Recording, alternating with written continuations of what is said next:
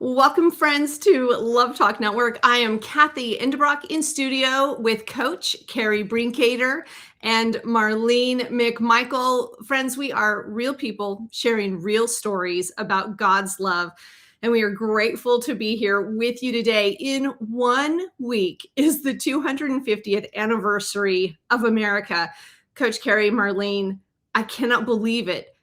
We get to be here like in this time for the 250th anniversary. We're going to be doing a special program on our nation's independence next week. But this week we thought, well, it's so important. We're going to do kind of a lead up program. Mhm. And so we have a very special guest with us today who has been kind of turning the conversations towards America, towards the key issues of today, and looking at our history and reflecting on that, looking at the values that this nation was founded upon, looking at the values that our nation upholds today, and really discussing ways to carry that spirit of America in everyday conversations that we have, and especially within our families. And so we're looking forward to having her with us. She's going to be with us in the second segment. And so,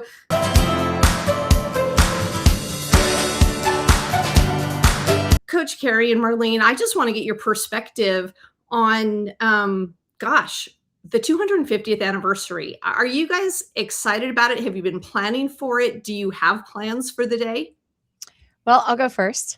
I am excited. This was totally kind of not planned per se, but we're actually going to be in Nashville. My daughter is going to be moving starting a new job and moving the next week after the 4th of July. And so she asked if my husband and I would come up and help her pack up her apartment the weekend before. So that is July 4th weekend. There is a massive Nashville bash going on downtown in Nashville.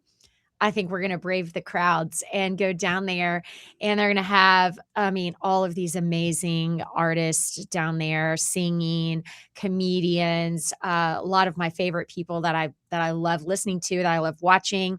And they're going to do a massive fireworks show and drone show. I'm super pumped, man. I'm excited. I think we're just gonna get an Uber, go down there, just have them drop us somewhere, and we'll walk and just experience all the things in downtown Nashville that weekend. I'm excited. Marlene, you gonna watch the fireworks in Georgetown? I probably won't go out for that, no, but, a couple of neighbors and I have been talking about because we have little pocket parks. That still didn't sound right, but we have those in my neighborhood, and we're talking about having a weenie roast or something and just, just enjoying the day as a Yeah. neighborhood. So I got a lot of work to do before that happens, but we are seriously considering it. I know that fireworks have already started in Washington, D.C., and, they're supposed to be like 10 times better than ever before. So, As they should, 250 years. yeah, so that's where my daughter is, but I don't intend to go up there for over this particular holiday. So anyway, That'd be fun. Cathy, are they doing anything in your neck of the woods? Oh, yes. So we do a huge river float, and then we go out and watch the fireworks. And we kind of do a stay up late. It's not maybe staying up as late as New Year's Eve, stay up late, but we do stay up late on the 4th of July. And we're going to be having our oldest daughter and her husband, our middle daughter and her husband, and then they're actually inviting some friends to come in and do the 4th of July with our family. And so I'm just so looking forward to it. I love fireworks. Ever since I've been a little kid, I love fireworks. And I remember even, when I was little, just being able to set off the fireworks on my own. And my brothers and I, we would hold the little rocket launchers in our hands, and it Oh was my worth. gracious. I know, but even though we got burnt by some of the sparks, it was worth it. It was just worth it. I don't know. I loved it. So I want to share with you guys this kind of a principle and get your thoughts on it. This little quote: "What determines your future are the values you act on today." Mhm. And we talk about America's values being life, liberty, and the pursuit of happiness. And we proclaim that we value life. We proclaim that we value freedom, and we do value the ability to pursue our own happiness. Obviously, we're all acting on that value, but do our actions as a nation reflect the values that we claim?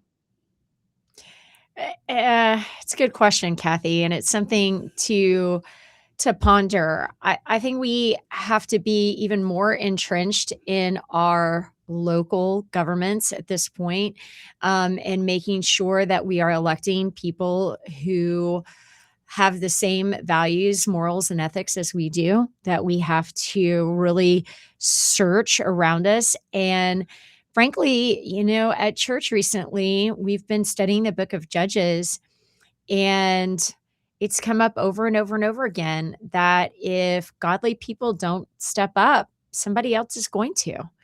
And so, kind of searching and knowing where we need to step up to lead in our neighborhoods, in our city councils, in our school boards, in our communities. Where do we need to step up and lead? Where is where is there a hole that we need to be filling? And so, yeah, Kathy, I think it's important to really think about these 250 years. Most nations do not last this long. Most nations crumble and fall before 250 years. And so, whatever we can do to continue to stand on the values that our country was founded upon is only going to further these values, Kathy, of life, liberty, and the pursuit of happiness. Marlene, you've been entrenched in this world for a long time. What are your thoughts? What she means by that is I've worked for the government. Yes. Oh, and I enjoyed almost every minute of it. Mhm. It's I want to go back to your question. It says, what determines your future is the values you act on today. I would say that Mhm. values you act and protect. Okay. Yeah, very good. Protect. Mhm. Because we're losing a lot of those protections right now with the Mhm. influx. I mean, Kerri and I live in what is supposed to be the fastest growing city in the US, Mhm. and that's gonna come with problems. And I was driving through a back road in the county that ended up on a busy, interstate type of road on the far East side? east side No, of west side. Austin. Yeah. Anyway, and there were 2 churches that, were being built there, and I had never seen them before. Of course, I didn't travel that road very often, but one of them was a Muslim temple, and the other one was the non-Protestant Christian church, and I was stunned and didn't know what that was. So Interesting. it's basically something from, that's well, a lot of Orientals, or they don't they believe that they're a Christian and they love God, but they very ritually oriented, in other Okay. words. Mhm. But anyway, the point being is I don't know whether they're good or bad. That's not my point. My point is there are different churches and philosophies flooding our country because of immigration, but also because the cities are growing. They're all trying to go after the latest piece of equipment that they can have build a factory around, and Mhm. so people are flooding to our area. And if we're not careful, the Texas spirit will be changed. And I Mhm. think to a large extent, that's what they want, but at the same time, for us who've been here for a long time, it's a shock to see Mm. Texas morph into something that the farmland is gone to a certain extent, and other things are going up. Yeah, I'm looking forward to talking about some of this with our guest today. We're going to be welcoming her in just a moment. She's going to be with us. Her name is Eden Gordon Hill.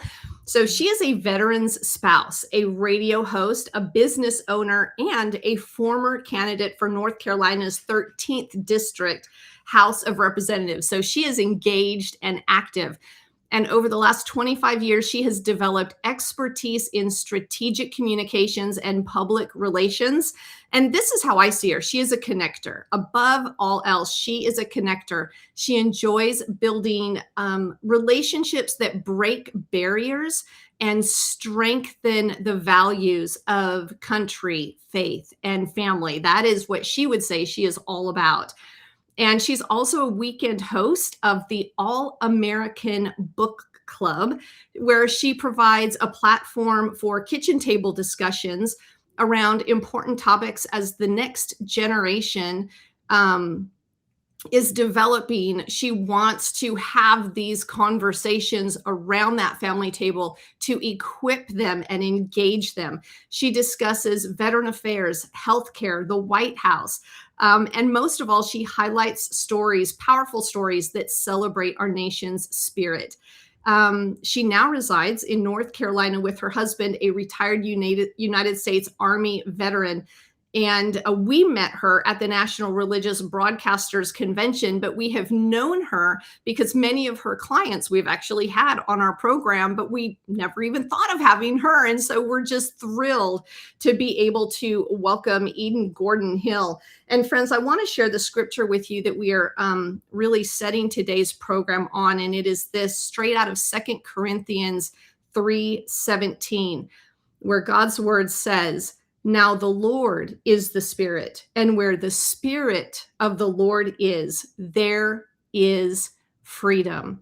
And I think that that is foundational to our nation. The reason that we have been a free country, that we have helped protect the freedoms of not just our country, but our neighbors in Europe and around the world, is that the Spirit of the Lord has blessed us with that. And that is something that we do not want to abandon or forget as we move forward. Well, friends, we are going to go to a break so that you can hear from our sponsors. We do thank today's program sponsor, Larson Advisors. You will hear from them in just a few moments. Stay with us, friends, for our discussion, how dining room tables have carried the spirit of America. We'll be back with you with more Love Talk Network. Stay with us. Hello, friends, and welcome back to Love Talk Network. Coach Kerri Brinkater here in studio with the amazing Marlene McMichael and our awesome Cathy Enderbrock. We are so excited to introduce you to Eden Gordon Hill. She has been so instrumental in our radio program over the last several years, and we are thrilled to be speaking with Eden today. You can find her each week on her television show. Is it television show, Eden, or it's radio radio program, All American Book Club. It is a platform that discusses so many things, just reaching the next generation, veterans affairs, healthcare, White House, all things America, right? And we are so grateful to have you today, Eden. Eden, we love asking our first-time guests this question. How did you come to know that Jesus loves you personally? Oh, wow. I was 5 years old, raised in a Christian home from the great state of Pennsylvania, with a little Jersey in New York in there as well. And oh, yeah, you'll see that come out throughout the segment. I'm going to just apologize to your Southern guests really quickly. We're the girl stuck in a Southern world here. So I was raised in a Christian home. My grandfather was a pastor. He was known as the polio pastor of Pennsylvania during the 1950s. He was a quadriplegic. And my mother brought me to Christian school along with my father, and brought me to the Lord at 5. But knowing Jesus has been, as it always talks about in scripture, working out our salvation, understanding who he is, having that relationship with him, also in the in-between. So for those who are in the audience who are, hey, I'm kind of in the in-between, well, he's right there with you. He's never left you. So that has been a huge part to my story, taking leaps of faith and knowing that by faith, our paths are straight because of him. But I look back on my career path, as we'll talk about more, and I see his hand written all over because I was completely submissive to him, and the journey that he had for me, and he still has me on. So it's a every day, every moment, every second, waking up, having my God time, having my devotional time, and saying, husband, you'll get your eggs in about an hour because I need my Jesus time. And so he has been a part of my life for a really long time. I'm 49, so there you go. Figure that one out. Okay. I Awesome. I love that. We were just talking last week that I have found, as I ask myself some questions and hold myself very accountable, I tend to put my family first. And so I realize that God is asking me, hey, will you prioritize me first before your family? And I don't think I've ever told Eric, wait on your eggs until I have my Jesus time. And God is like, you need to do that, Kath. I need to do that. So I love that you do that. And so in all that you do, you're such a relational connector. And you really bring connections that break down barriers and that hold up values of family and faith and country. And you have been doing so much in the lead up to our nation's 250th anniversary. Why is this anniversary an important milestone for our nation? Wow. I mean, if you sit here and look at what our nation has accomplished, what other nation has done this? What other nation has been built on Judeo-Christian principles? What other nation has brought the Bible to life like General Washington did before he even became president? What nation has done that? Nobody can say that. It stands the test of time. And I'm going to say this. My birthday is September 14th. Okay, you guys can send me a birthday card, but I'm going to tell you this. The Star Spangled Banner was written on September 14th. And I sat there and thought, oh my gosh, no wonder I bleed red, white, and blue all the time. It's a nonstop thing. But our country is deserving of how we've been so loyal, so devoted to In God We Trust, and to those who founded this nation, the founding fathers of this nation, and just the power of breaking down those barriers of God, country, and family has just meant the world to me leading up to America 250. And what I'll say is this: what are we doing now in our communities? That all politics is local. I heard you guys say that earlier in regards to local community and politics. But what are we doing to reignite that patriotism in the young minds of tomorrow? Do they understand what service means? Do they understand what being an active duty Marine officer means? Do they understand what it is to serve and swear at the pleasure of the president and what that means? Do they understand what the Star Spangled Banner stood for and what it still stands for? Do they understand, when they put their hand over their heart, what the Pledge of Allegiance truly means? And that is a missing piece in our culture today, in our backyard, that we need to reignite. And having the reason of America 250, the Navy birthday, the Army birthday, and every other birthday, and Flag Week being last week, and celebrating Flag Day, we really need to educate this new generation so they're not constantly getting the communism, the wokeism, the everything isms other than our principles of God, country, family. It's so important, Eden. I hear you. I have kids that are in their early 20s, and their grandfather, that was a veteran, passed very early in my life, so they never got to know him. And I have worked with many, many, many veterans, and still do, over the last almost decade. And their stories are so rich, and their experiences are so real. Yes. And I am constantly encouraging them to continue to tell their stories. Because that, like, tell your grandkids, tell their kids, their friends, their stories about their service and what it has meant to them and what it has meant to this country. And so many of them are reluctant. And I'm Yes. like, no, we need to hear your story. And Mhm. so that resonates with me for sure, that now more than ever, our nation needs faithful fathers. You say this in one of your recent articles, Eden, that now more than ever, our nation needs faithful fathers, courageous leaders, and patriots willing to stand firm for faith, family, and freedom. What is it about now that gives you this sense of urgency, Eden, as we step into this Mhm. 250th celebration that, frankly, I am praying will be safe all over the country? Yes. Oh, yes, absolutely. I mean, between Washington, D.C., from sea to shining sea, I'm excited to see so many celebrations happening. Let's play on words today. Yes.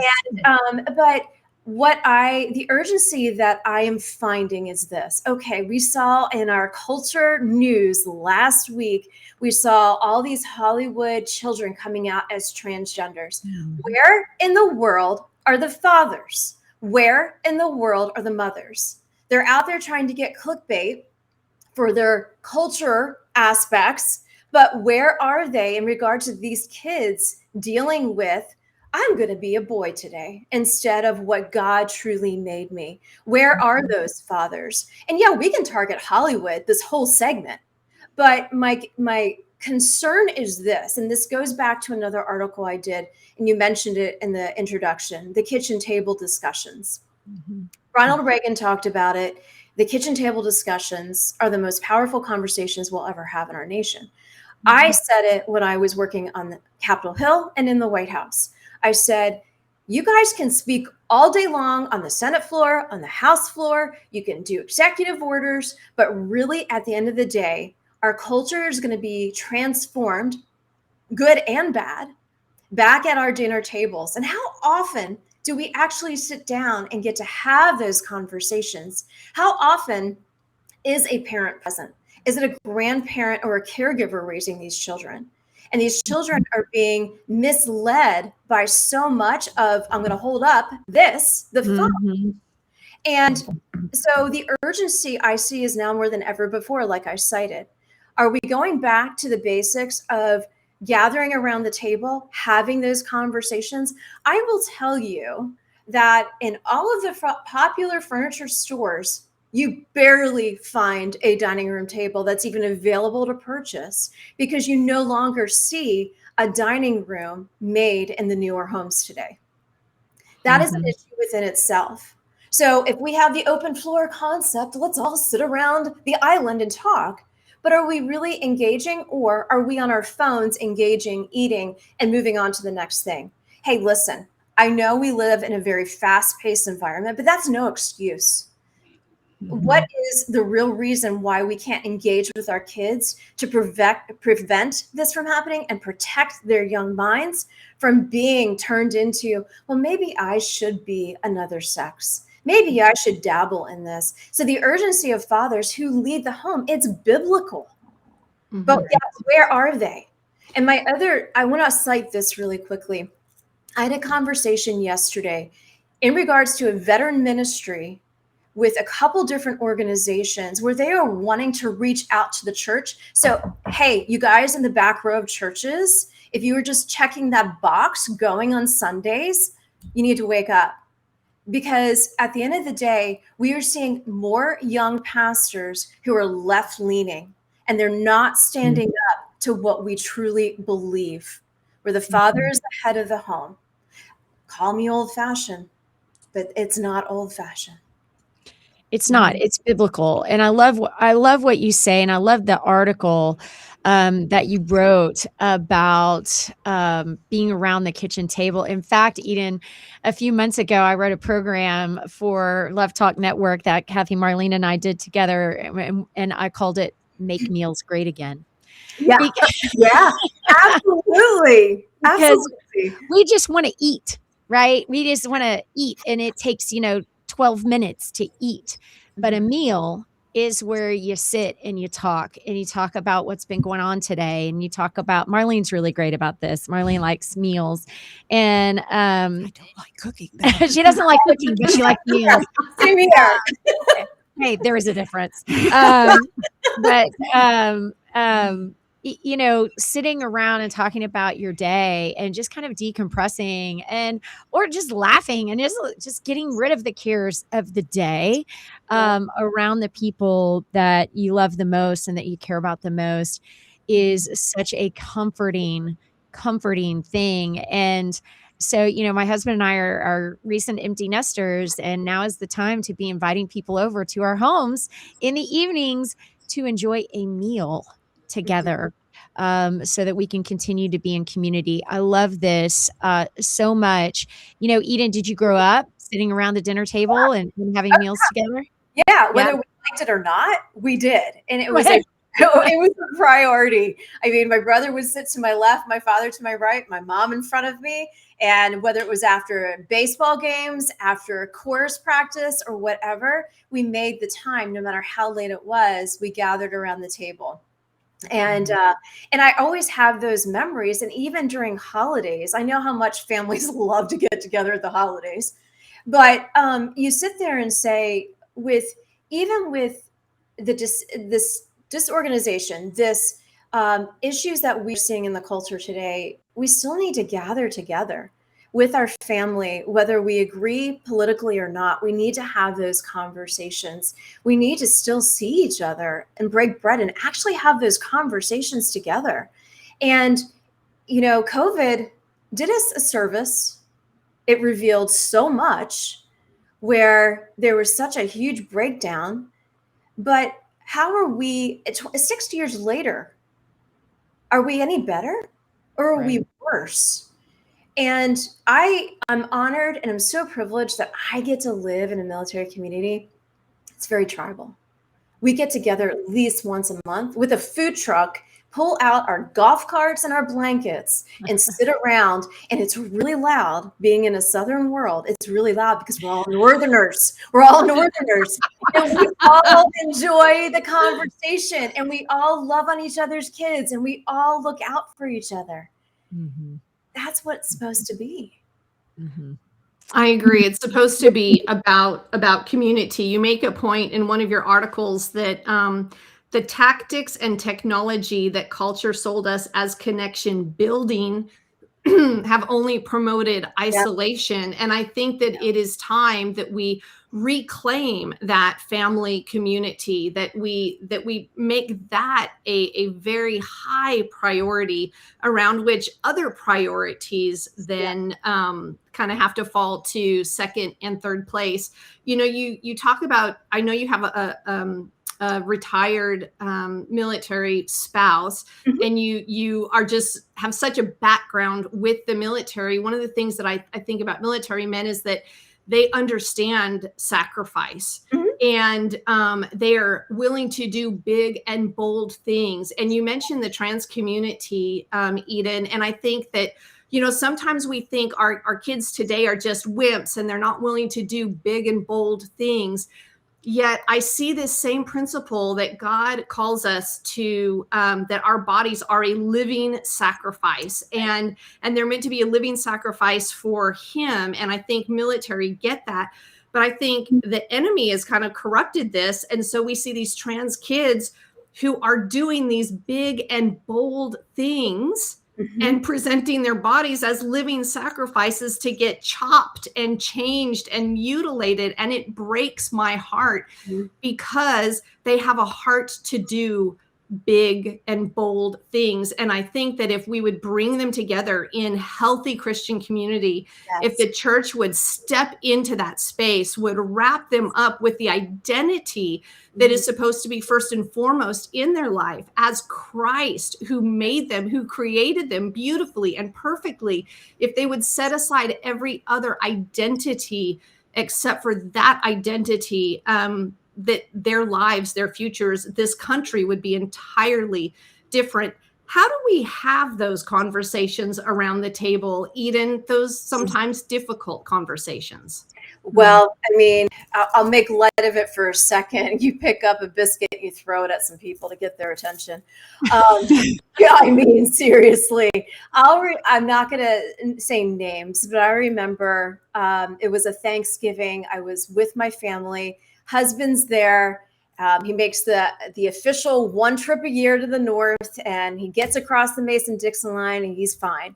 And we were gathering with family, and he brought up a political conversation, and he wasn't trying to edge anybody on. He just asked a simple question.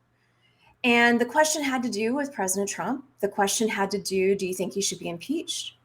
And somebody at the table just fired up, stood up and said, "We're gone. We're done. We're done here." And I sat there and thought, hold the phone here. We're just having a conversation. We had already had our meal, had dessert, comatose land. Why, let's just talk about let's just talk. What's wrong with talking about that? That's a bigger issue, because where I'm going with this point is this. Why are we afraid to have these hard conversations?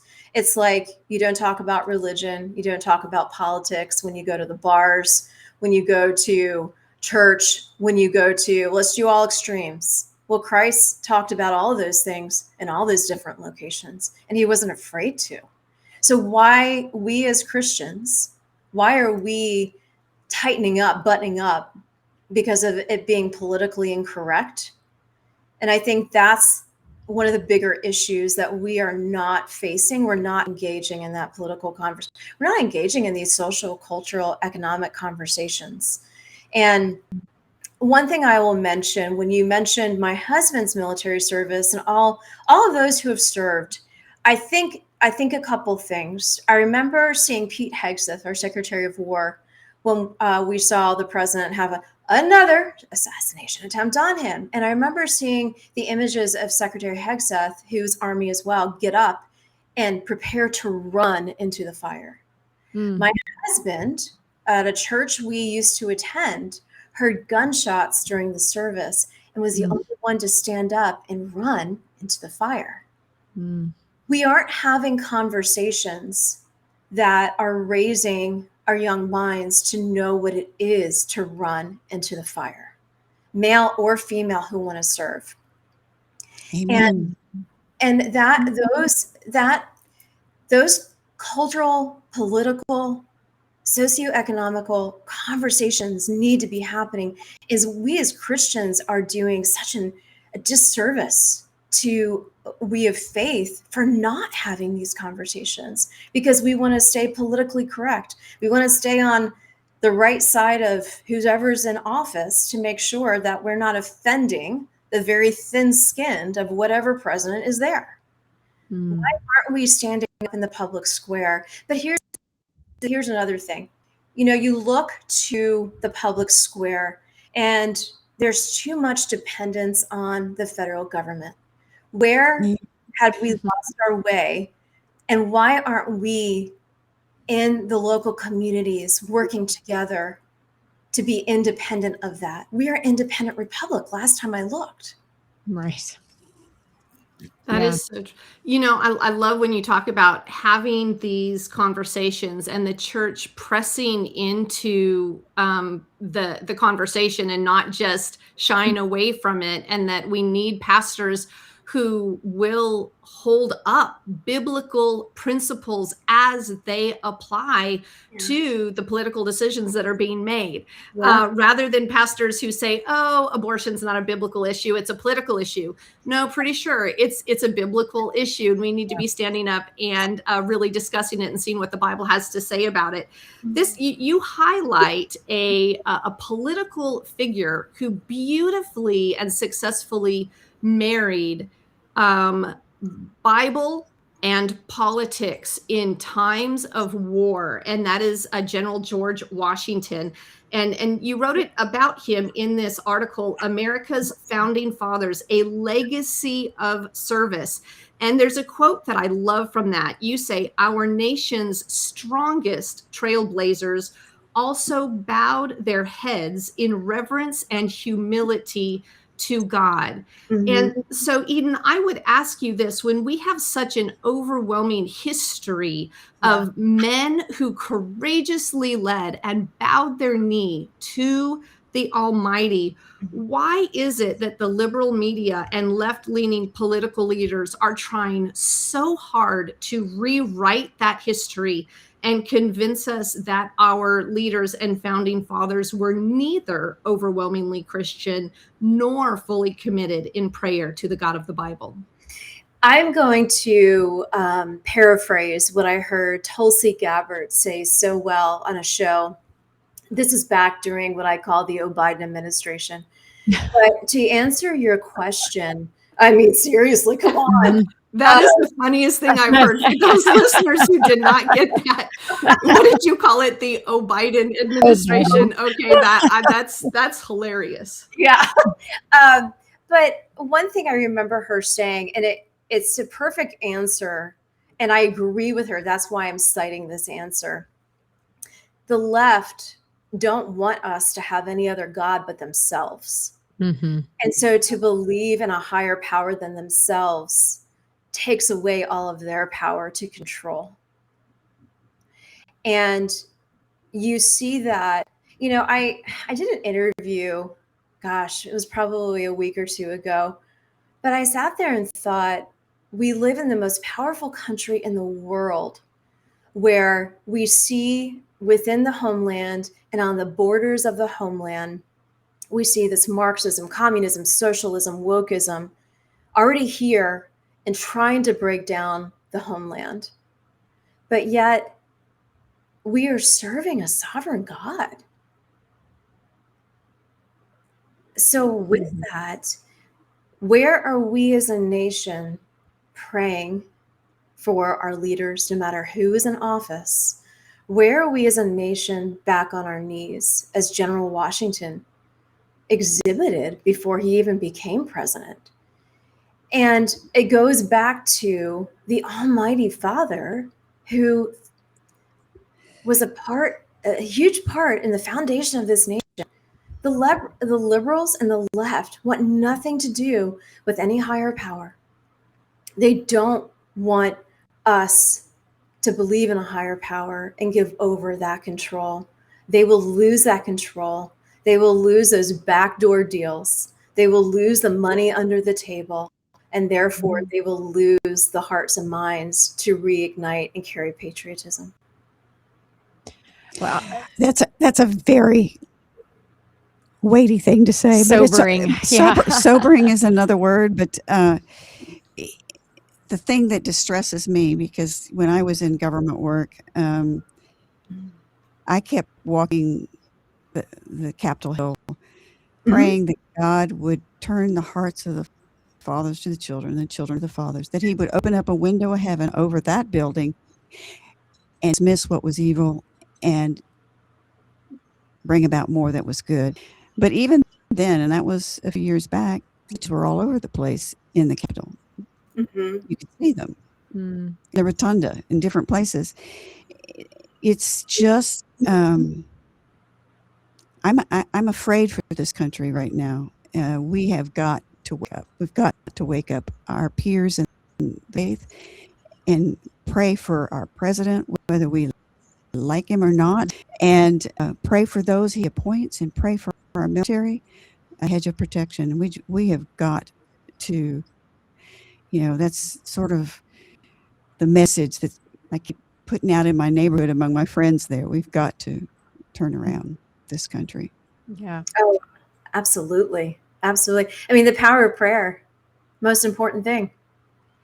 Yeah, Ishik, it makes me think of Ishik Abla, who's a client of yours, and there are so many legal immigrants who have come to this nation from communist nations, from highly socialist nations, who are saying to us, America, wake up. You do not know what is ahead. You do not know where this leads. You are about to lose your freedom. You are about to lose your future. You are about to lose what is America if you do not wake up.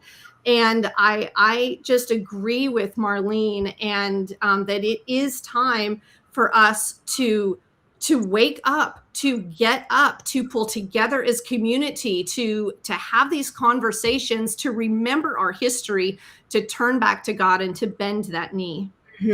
Well, one thing I will say in regards to Ishak Oblis platform, but also to those who have come to America for freedom. Looking at the blue cities are, I'm going to blame the blue cities for a lot of what we're seeing happen. They are the cities, and some of them are my home, are destroying this nation.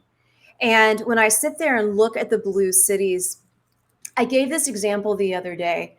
I get to live in a beautiful military community where I get to see Marine Corps convoys going to do training, and you see them, the Marines sitting out of the convoys, and they see you and they see how excited you are, and it's like it's a July 4th all Americana parade, if you will. But blue cities do not experience that. What they experience is our first responders and our military going into that city to prevent from bad things happening. They don't know what truly service means. And being on Capitol Hill, I was on Capitol Hill on 9/11. Very next day, I was in New York. And knowing what I had experienced being right by the Pentagon before it was hit, and then seeing my home destroyed and seeing just the smoke coming out from where the towers had been. Fast forward, being tasked by the White House and the Senate to go to Walter Reed and start sitting with our soldiers and families, because nothing had been done for them and they were not prepared for that. My point in saying is this: it goes back to what Kerri said. The stories of yesterday need to be told more than ever before. And we need to impress upon these veterans and those who are serving to share those stories so they're not forgotten. And to really re-educate what is coming out of these blue cities and seeping in to our, if you will, our southern territories, the beautiful states of North Carolina, South Carolina, Texas, Florida. Thank you for that, Eden. We have got to go to a break to get a word from our sponsors. Friends, thank you so much for reaching out to our sponsors and what they have to offer you. We trust them. They've been with LoveTalk for decades now, and we know that they can help you right where you're at. Well, friends, stay with us. We are going to be back with more on how dining room tables have carried the spirit of America and what this means for you today. We'll be right back with more LoveTalk Network. Stay with us. And welcome back, friends, to LoveTalk Network. I'm Cathy Endebrock, and I am with our amazing guest, Eden Gordon-Hill. Eden, I have loved this discussion with you about how dining room tables have carried the spirit of America, and about America's 250th anniversary. There is also something very important happening right now in our country. Do you want to share that with us? I want to encourage your audience to educate themselves locally on what is happening in each and every one of their states around the nation as it comes to midterms. Midterms is going to be the turning point for this country, whether we like it or not. And it's not a presidential election year, so obviously we see lower turnouts. But what are we doing in our nation's backyard to understand the issues, to understand who's running, to re-engage in the political process, and to be a part of the greater conversation? Because you guys can sit back in your recliners and say, well, didn't agree with that, I'm going to turn that off. But did you get out and vote? Did you get out and voice your opinion? And if you're going to say my vote doesn't count, I don't want to hear it. I don't want to hear it. Having been at the election headquarters all the years of growing up in local politics, and then also having been a candidate for state house myself, if you do not turn out, it will impact the election, good and bad, but mostly bad. Because if you are wanting to see your state representatives, your members of Congress, your senators, etc., carry the House, the Senate, and basically encourage and help the president in his final term as president of the United States, it's going to be dependent on you. So you can't sit there and complain all day long. We should have done this. We should have done that. I want to encourage your audience to go over to Family Research Council. Tony Perkins is one of the fearless leaders when it comes to all issues and as it comes to midterms, to educate yourself on your local, state, and federal officials. And if you don't know, I'm going to just tell you, go over to house.gov. If you don't know who your elected officials are, type in your zip code and say, oh, there's my member of Congress. And you can go in and see their websites. And then you can also, I know, I'm going to just say this. I know you can't stand the campaign commercials. You can't stand the campaign. I get it. I did it. I've been behind the scenes and on the front of the scenes. But if you care about our nation preserving one nation under God, making sure that that still stands, if you are wanting to make sure our kids know what patriotism is and wants to serve, you as a grandparent, as a caregiver, as a leader in your community, and as a young leader that just graduated from high school, able to vote, and you probably got a draft card, you're going to want to go vote. That is what I'm going to tell you. Educate yourself. It is your. These are such great conversations to have around the dinner table, because voting is just not something that you do on the day. You need to look at these candidates, look at what they stand for. What values will they uphold? Will they uphold biblical values? And I even speak to the pastors out there. Yes. If you do not give messages on what biblical values are and how they translate into the legislative process, how are Christians, how's your flock going to know this is how I draw the line? This is who, Jesus would love to put into a position. And the Bible says that God gave them the leaders they deserved.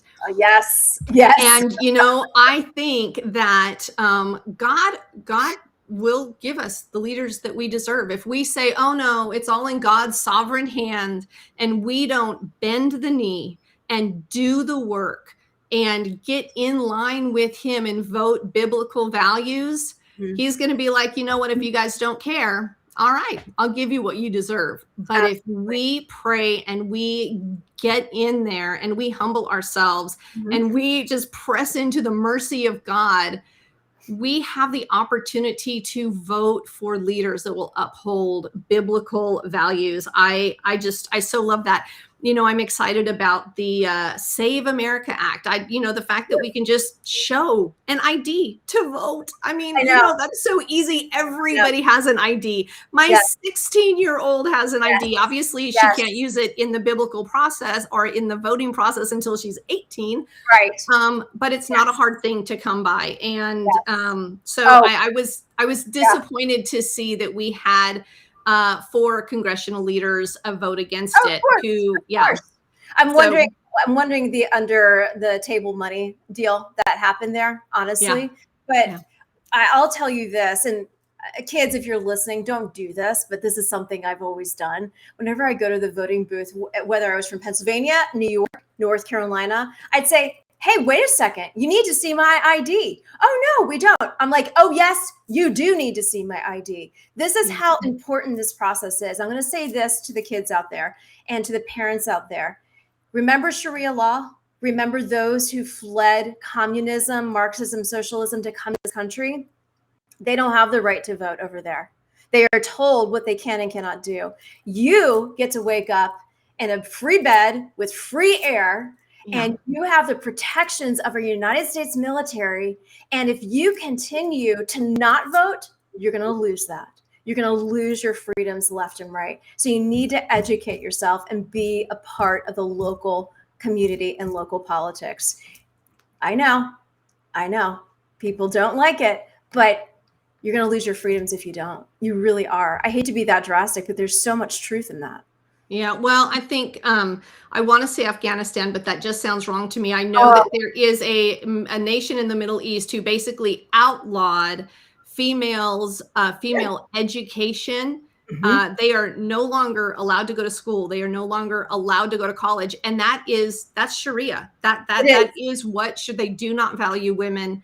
And that is ultimately what they want to roll out. I know the UK now is struggling with this. All of the political leadership has been voted in has largely within the last 10-year period been from an Islamic background, and now they are seeing a lot of the fruit of that.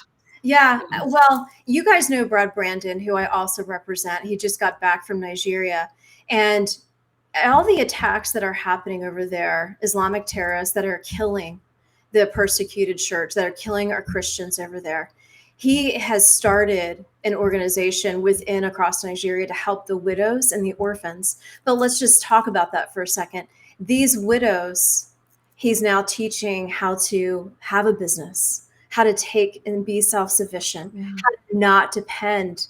And that is so striking to me. We don't even understand that here in the United States of what we have and how we take that for granted. And when I sit here and hear about these widows who've lost everything, but yet have a faith and believe that they can prosper and have that liberty. We have that liberty, that justice, that freedom. And I don't want us to lose that as a country. I want us to celebrate next 250 years. Amen. I want us to absolutely celebrate the next 250 years. And one of the things that I love, Eden, is the enemy is definitely at work, but God is at work more. No matter in what area, God is at work more. And friends, we can look and see what he's doing and what he holds dear and what his values are, and we can align our life with that. We can take every opportunity that he has given us in the conversations that we have, in the privileges that we have as an American citizen, as a church family member, to gather together in community. We get to step into those places where he has made things possible. Things that are impossible for people of other nations are still possible for us in this nation. And let's walk that out. Let's step into that. Let's have those conversations and pass this rich history, this rich heritage, and all of these values on to our children. Friends, Eden, thank you so much for being on the program with us today. Absolutely. For such a time as this is our Esther moment. And for our listeners who want to reach out to you, they can email you at hello@edengordonmedia.com. And friends, check us out on social media, Instagram, Facebook, also YouTube, our YouTube channel. If you want to watch us and not just listen to us or enjoy us on your favorite podcast station. And as well, every Saturday at 10 a.m. and Sunday at 8 p.m. on thebridgeaustin.com. You can listen to us at 101.1 FM, 1120 a.m., also on the Bay, or just live stream us on thebridgeaustin.com. It's been a wonderful program. Thank you so much, Eden Gordon Media. And friends, get with us next time when Coach Kerri and Marlene McMichael and myself, Cathy Indebrock, will be bringing real stories from real people about God's love. Until next time.